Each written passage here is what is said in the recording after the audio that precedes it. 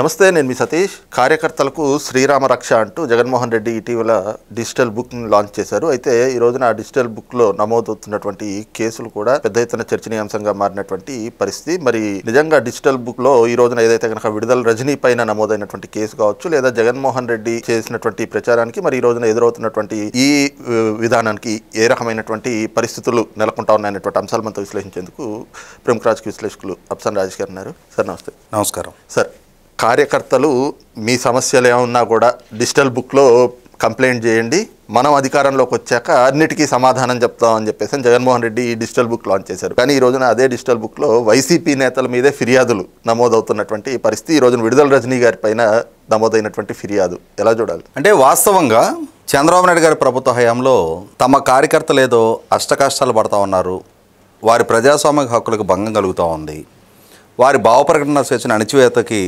గురవుతూ ఉంది, పోలీస్ అధికారులు తెలుగుదేశం నాయకులు వారి కార్యకర్తలను రాచి రంపాన పెడతా ఉన్నారు, వీళ్ళందరికీ అండగా మేము నిలబడతాము అని చెప్పని మీకు అందరికీ అండగా ఉండటం కోసం ఒక డిజిటల్ యాప్ తీసుకొచ్చాం. మీ సమస్యలు అందులో నమోదు చేయండి, నమోదు చేస్తే మరి మీ సమస్యలు మేము పరిష్కారం చేస్తామని చెప్పని ముఖ్యమంత్రిగా పనిచేసిన జగన్మోహన్ రెడ్డి గారు చెప్తా ఉన్నారు. ఇక్కడ గమనించుకుంటే మనం వెనకటి రోజుల్లో ఒక రాజుగారి రాజ్యంలో ఆయన ఇలాగే ప్రజలకు ఏదైనా సమస్యలు ఉంటే మీరు నా దగ్గరకు వచ్చి ఇక్కడ ఈ గంట పెడతాను, ఈ గంటను కనుక మోగిస్తే నేను మీ సమస్యను పరిష్కారం చేస్తాను, మీ సమస్యలను ఆలకించడానికి నేను కోట నుంచి బయటకు వచ్చి మీ సమస్య వింటాను, అప్పటికప్పుడు పరిష్కారం చేస్తానని ఫిర్యాదుల నమోదు కోసం అని చెప్పని రాజుగారికి వినవించుకోవడానికి ఒక గంట కట్టాడండి. మనందరం చిన్నప్పుడు చదువుకున్నది ఇది. గంట కడితే ఒకరోజు రాత్రిపూట రాజుగారు నిద్రపోతున్నప్పుడు ఆ గంట మోగుతూ ఉందంట. సరే, ఎవరికే కష్టం వచ్చి ఇప్పుడు ఈ టైంలో ఏ ఫిర్యాదు నమోదు చేయడానికి వచ్చారో పాపం అని చెప్పని రాజుగారు ఆ నిద్రలేసి బయటకు వచ్చాయంట. బయటకు వచ్చేటప్పటికి ఆ గంట మోగియటానికి కట్టిన తాడుని ఒక బక్కజిక్కిన గుర్రం లాగుతూ ఉందంట. సరే, ఆయన సైనికులు ఈ గుర్రాన్ని శిక్షిద్దాం రాజా అన్నారంట. రాజుగారు అన్నారంట, దాని డొక్కలు చూడు ఎట్లా ఎండిగిపోయి ఉన్నాయో, దాని యజమాని దానికి ఆహారం పెట్టకపోయేటప్పటికి ఈ గంట కట్టిన తాడే మేత అనుకొని అది లాగుతూ ఉంది, దాన్ని అటువంటి ఆకలి బాధకి గురి చేసిన దాని యజమాని నేరస్తుడు కానీ గుర్రంది నేరం కాదు, ముందే యజమాని పట్టుకురండి అన్న అంట.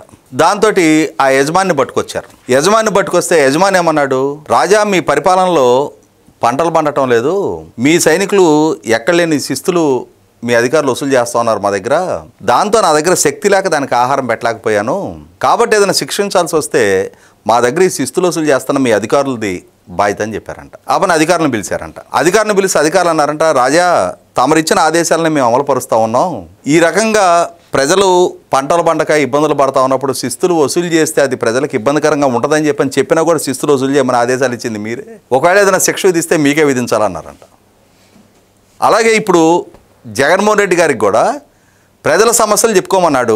మీరు చెప్పుకుంటే నేను అధికారంలోకి వచ్చినాక వాటిని పరిష్కారం చేస్తా అంటున్నాడు. ఎవరు కష్టాలు వాళ్ళు చెప్పుకుంటున్నారు.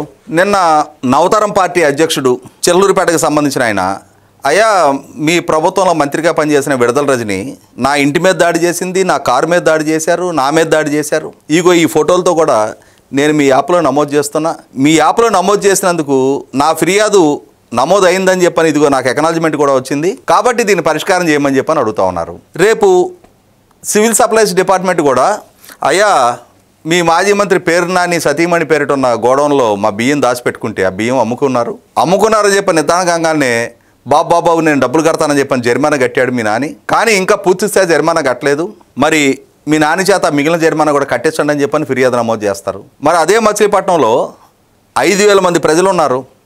అయ్యా మీ నాని ఎన్నికలకు ముందు మాకు ఫేక్ ఇళ్ల పట్టాలు ఇచ్చాడు, నిజమేనా అనుకుని ఆ మాటలు నమ్మి మేము ఓట్లేసాం, తీరా చూస్తే ఈ ఫేకు ఈయన ఫోర్జరీ సంతకాలు పెట్టి మాకు పంపిణీ చేశాడని చెప్పి నిర్ధారణ అయింది, మా ఇళ్ల పట్టాలు మాకు అన్ని ఇప్పించండి, లేదా ఫోర్జరీ కేసు పెట్టి ఇప్పుడు నాని జైలు కన్నా పంపించమని చెప్పని ఇప్పుడు 5,000 మంది వచ్చి ఫిర్యాదు నమోదు చేస్తారు. మరి ఇంకొక ఆయన మొన్నటిదాకా జైల్లో ఉండొచ్చాడు కాకాని గోవర్ధన్ రెడ్డి, క్వాడ్స్ అక్రమ తవ్వకాలకు పాల్పడ్డాడంట.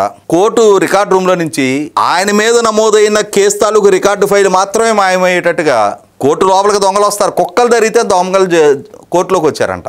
కోర్టు రూమ్లో ఈయన ఫైల్ ఉన్న బీరువా మాత్రం ఓపెన్ అయి ఉందంట. ఆ బీరువాలో బోల్డ్ రికార్డులు ఉంటే ఈయన రికార్డు ఉన్న బ్యాగ్ మాత్రమే తీసుకుని వెళ్ళిపోయారంట వాళ్ళు.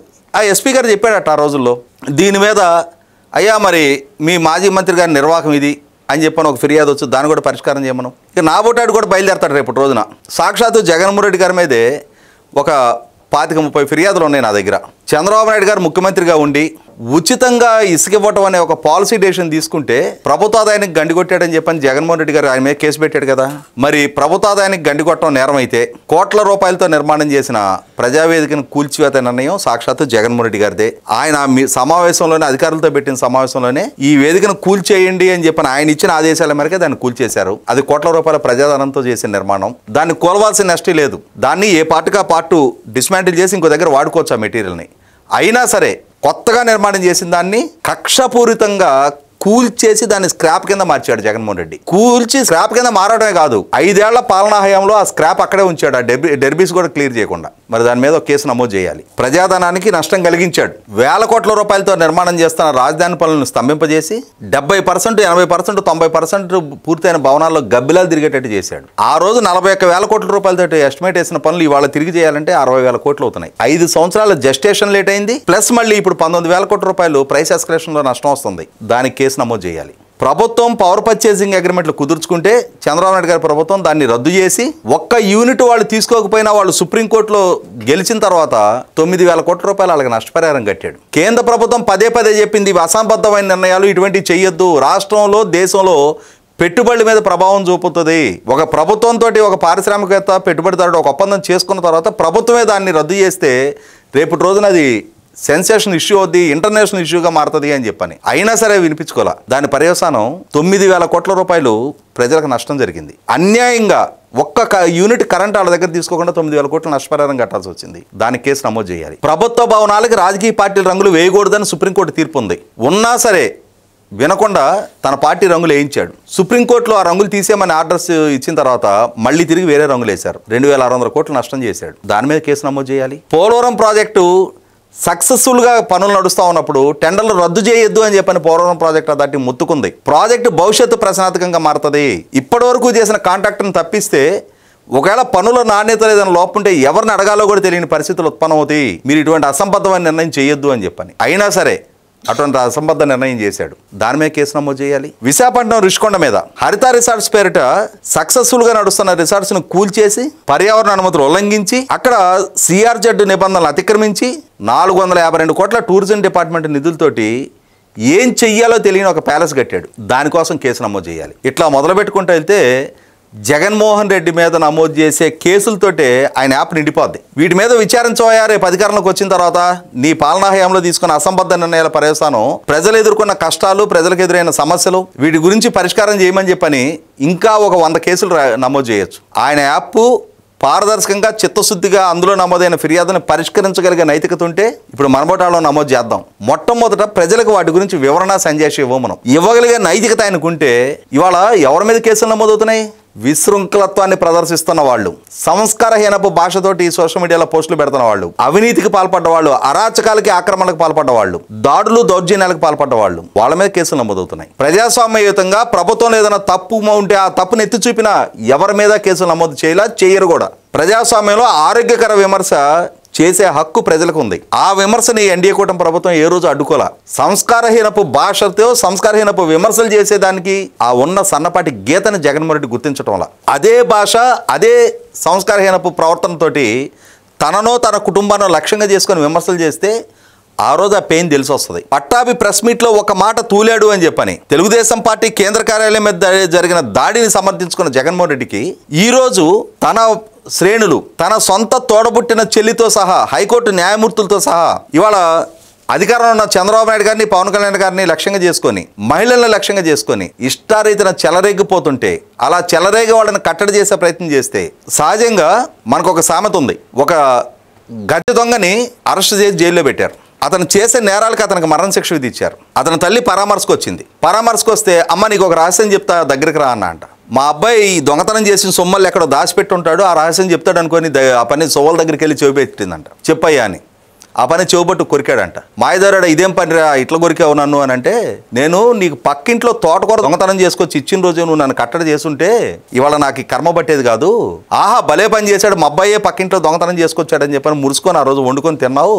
నేను చేస్తాను తప్పు అని నాకు చెప్పని తప్పు నీదే, నీ కారణంగానే నాకు ఇవాళ ఈ గతి పట్టింది అని చెప్పని అన్నా అంట. ఇవాళ వైసీపీ సోషల్ మీడియా కానీ, వైసీపీ నాయకులు కానీ ఈ విధమైన కేసులు ఎదుర్కోవడానికి నాయకుడిగా, ముఖ్యమంత్రిగా, పార్టీ అధ్యక్షుడిగా పూర్తి స్థాయి బాధ్యత జగన్మోహన్ రెడ్డిదే. వాళ్ళు తొలి తప్పు చేసినాడే వాళ్ళని కట్టడి చేస్తున్నట్టయితే ఇవాళ వాళ్ళకి కర్మ పట్టేది కాదు, ఈ కేసులు ఎదుర్కొనే అవసరమూ ఉండేది కాదు. ఇవాళ వాళ్ళని బాధితులుగా చూపించే ప్రయత్నం చేసే ప్రాసెస్లో అసలు నిందితుడు మీరే mister Jaganmohan Reddy. Thank you.